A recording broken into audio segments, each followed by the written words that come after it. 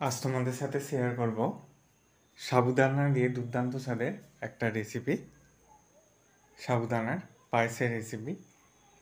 এই পায়েস আগেও তোমাদের সাথে শেয়ার করেছি, সাবুদানার পায়েস।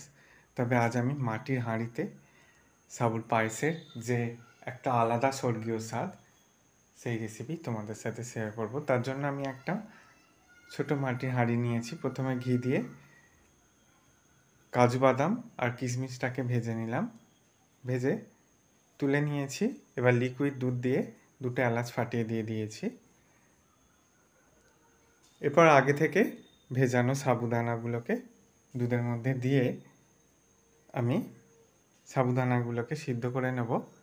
সাবুদানাটা একটু সিদ্ধ হয়ে গেলে আগে থেকে আমি জলের মধ্যে গুঁড়ো দুধ মিশিয়ে রেখেছিলাম, সেটাকে দিয়ে দিলাম আর চিনি দিয়ে দিচ্ছি। সাবুদানাটা পুরোপুরি সিদ্ধ হয়ে যাওয়ার পর চিনি আর গুঁড়ো দুধ দিয়ে দিয়েছি। সাবুদানার পায়েস করতে বেশি সময় লাগে না। এইভাবে অনেকটাই ঘন হয়ে এসেছে। এই অবস্থায় এটা যখন আরও ঠান্ডা হয়ে যাবে তখন আরও ঘন হয়ে যাবে। ভেজে রাখা কাজু কিশমিশগুলোকে দিয়ে গ্যাসের ফ্লেম আমি অফ করে দেব।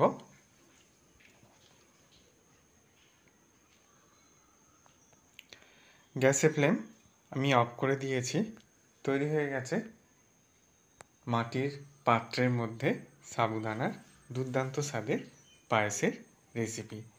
একবার এই মাটির পাত্রের মধ্যে সাবুদানার এই পায়েস ট্রাই করে দেখতে পারো, ভীষণই ভালো লাগবে। দেখেই বুঝতে পারছো কতটা ঘন হয়ে গেছে। এটা যখন পুরোপুরি ঠান্ডা হয়ে যাবে তখন আরও ঘন হয়ে যাবে। আশা করি রেসিপিটা তোমাদেরও ভালো লাগবে। ভালো লাগলে বন্ধুদের মধ্যে অনেক শেয়ার করো। সকলকে ধন্যবাদ।